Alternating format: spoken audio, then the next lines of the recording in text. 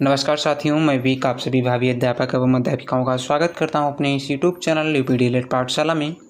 तो कैसे हैं आप सभी? आई होप आप सभी बढ़िया होंगे, ज़बरदस्त होंगे और आप सभी की पढ़ाई भी बेहतरीन चल रही होगी। तो आज हम लोग लेकर आए हैं डीएलएड फर्स्ट सेमेस्टर के साइंस विषय के 50 इम्पोर्टेंट क्वेश्चन जो कि आगामी परीक्षा में बहुत ही महत्वपूर्ण साबित होने वाले हैं।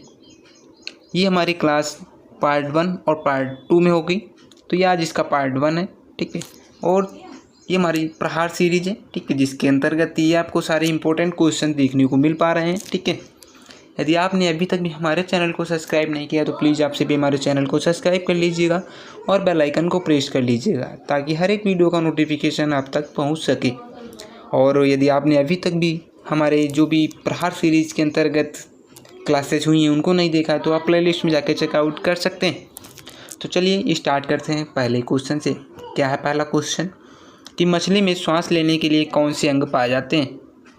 फेफड़े, गलफड़ा, त्वचा, उपरोक्त सभी। तो इसका जो राइट आंसर हो जाएगा वो हो जाएगा ऑप्शन नंबर बी से हो जाएगा गलफड़ा, ठीक है। मछली में श्वास लेने के लिए कौन सा अंग पाया जाता है? तो गलफड़ा पाया जाता है, ठीक है।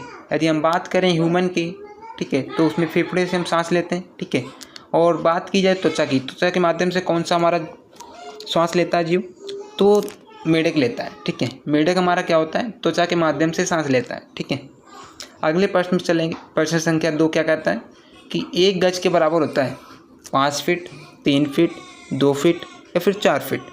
तो इसका जो राइट आंसर हो जाएगा वो हो जाएगा ऑप्शन नंबर सी हो जाएगा 3 फीट, ठीक है।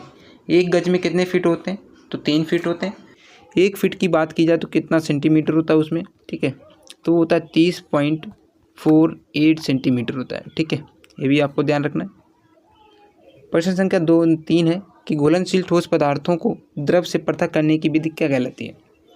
छानना, निथारना, तलछटीकरण, बाष्पन विधि द्वारा। तो इसका जो राइट आंसर हो जाएगा वो हो जाएगा ऑप्शन नंबर डी से हो जाएगा बाष्पन विधि के द्वारा हम घुलनशील ठोस पदार्थों को द्रव से अलग करते हैं, ठीक है। प्रश्न संख्या हमारी 4 है। पहलवान को भार उठाने में लगने वाला बल होता है पेशीय बल, विद्युतीय बल, चुंबकीय बल, इनमें से कोई नहीं। तो इसका जो राइट आंसर हो जाएगा वो हो जाएगा ऑप्शन नंबर ए से हो जाएगा पेशीय बल, ठीक है। पहलवान को भार उठाने में हमारा कौन सा बल लगता है? तो पेशीय बल लगता है, ठीक है। ये भी आपको ध्यान रखना है। और साथ ही साथ हम इसके बारे में बात करें तो जो हमारा विद्युतीय बल होता है, ठीक है, ये किस में उपयोग होता है? तो हमारा बिजली से उत्पन्न होने वाला बल होता है। और चुंबकीय बल जो होता है हमारा चुंबक से उत्पन्न होने वाला बल होता है, ठीक है, या फिर चुंबक के द्वारा लगाया गया बल होता है, ठीक है। प्रश्न संख्या 5 है कि चने के बीज पत्र की 2 हल्के पीले रंग की संरचनाओं का नाम क्या होता है? बीज चूल, भ्रूण, बीज पत्र, मूलांकुर। तो इसका जो राइट आंसर हो जाएगा वो हो जाएगा ऑप्शन नंबर सी से हो जाएगा बीज पत्र, ठीक है। बीज पत्र हमारा क्या होता है? बीज पत्र हमारा बीज के भीतर भोजन संग्रह करने वाले हल्के पीले रंग के 2 पत्तीनुमा भाग होते हैं, ठीक है। और हम बात करें बीज चोल की तो बीज चोल को हम इंग्लिश में क्या बोलते हैं? सीड कोट बोलते हैं, ठीक है। ये बीज का बाहरी आवरण होता है जो उसको सुरक्षा प्रदान करता है, ठीक है। भ्रूण हमारा क्या होता है? बीज का वह भाग जिसमें नया पौधा विकसित होता है, ठीक है।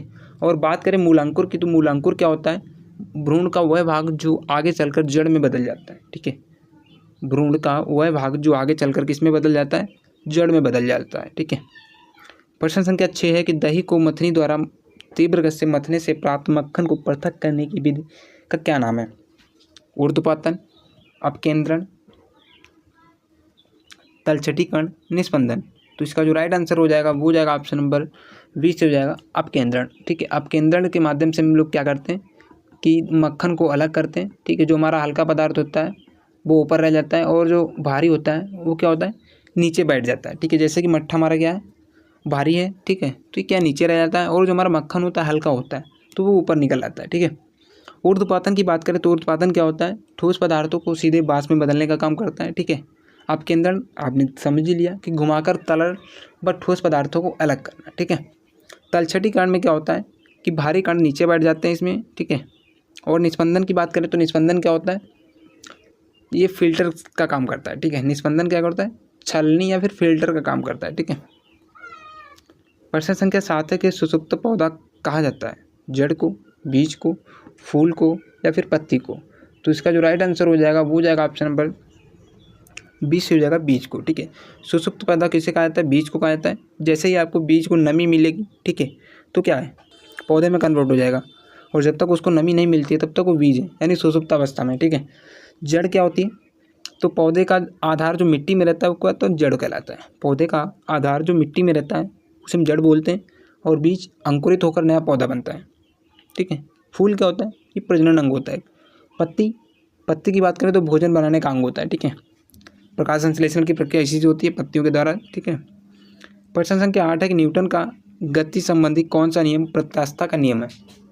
प्रथम नियम, द्वितीय नियम, तृतीय नियम, इनमें से कोई नहीं। इसका जो राइट आंसर हो जाएगा वो जाएगा ऑप्शन नंबर 3 से हो जाएगा तृतीय नियम, ठीक है। तृतीय नियम को और भी कहते हैं क्रिया प्रतिक्रिया के नियम के नाम से भी जानते हैं, ठीक है। प्रथम नियम की बात करें तो ये जड़त्व का नियम होता है, ठीक है। और द्वितीय नियम की बात करें तो ये रेखीय संवेग संरक्षण का नियम होता है, ठीक है। इसी में हमारा जो बल का फार्मूला दिया गया है, ठीक है, F बराबर ma, ठीक है। जहाँ ए की बात करें तो त्वरण है, m की बात करें तो द्रव्यमान है, और F क्या है? हमारा बल है, ठीक है।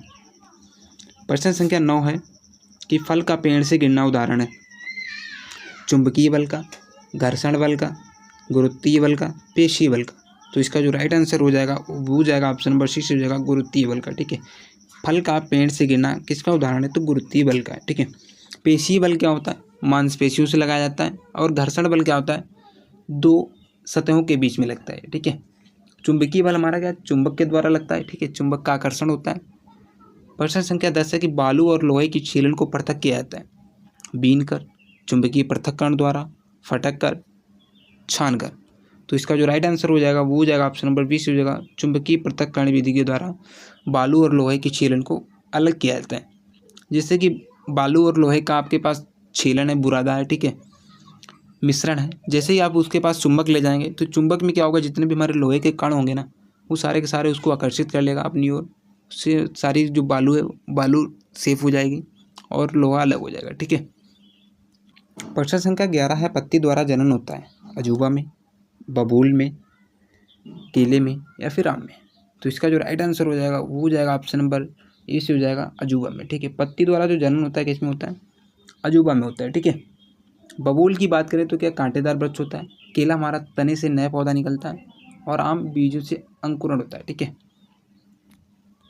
प्रश्न संख्या 12 है उभयचर जंतु है मेढक, मछली, छिपकली, कुत्ता। तो इसका जो राइट आंसर हो जाएगा वो जाएगा ऑप्शन नंबर ई से हो जाएगा मेढक, ठीक है।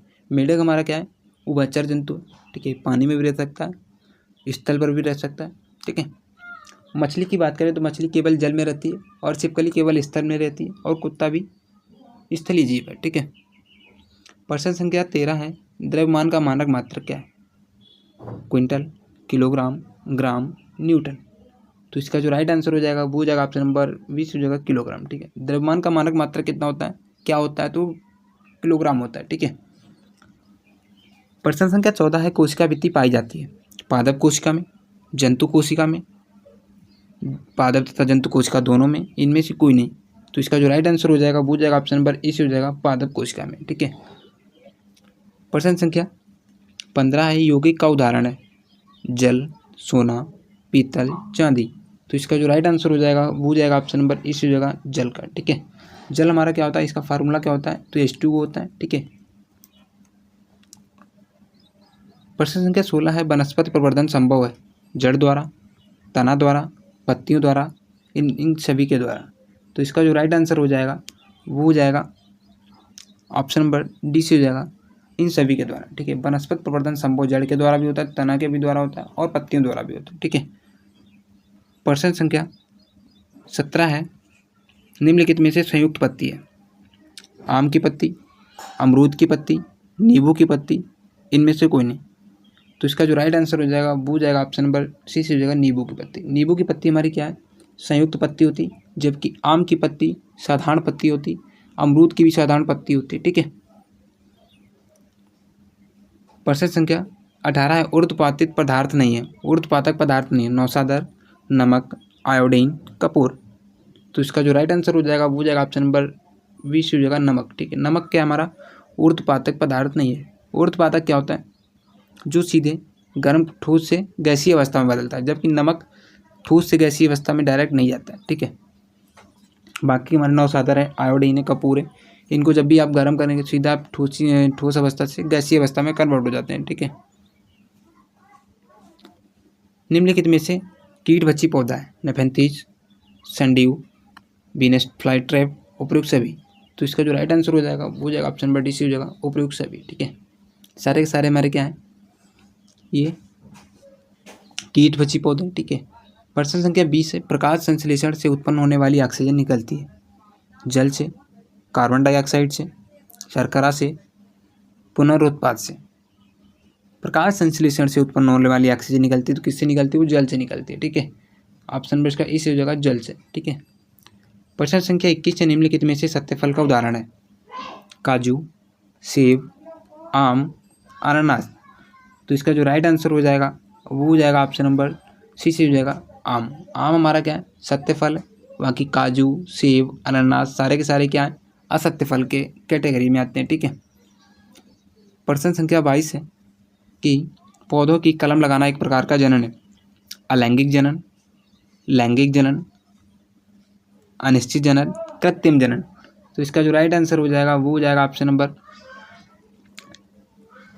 ए से हो जाएगा अलैंगिक जनन है। ठीक है। पौधों की कलम लगाना किस प्रकार का जनन है, तो अलैंगिक जनन है। जब भी आपको कायिक जनन दिया होगा, ठीक है, कायिक जनन, तो फिर आपको वहाँ पे कायिक जनन को ही क्लिक करेंगे। ठीक है। ये भी आपको ध्यान रखना है। ठीक है। प्रश्न संख्या 23 है कि गति के नियम के प्रतिपादक कौन है, न्यूटन, आइंस्टाइन, कोपर्निकस, इनमें से कोई नहीं। तो इसका जो राइट आंसर हो जाएगा वो हो जाएगा ऑप्शन नंबर इस हो जाएगा न्यूटन। गति के नियम के प्रतिपादक कौन है, तो न्यूटन है। न्यूटन ने 3 नियम दिए थे। प्रथम नियम जिसे जड़त्व के नियम से जानते हैं, द्वितीय नियम जिसे रेखीय संवेग संरक्षण के नियम से जानते हैं, इसी में इन्होंने बल का फार्मूला दिया था F बराबर ma।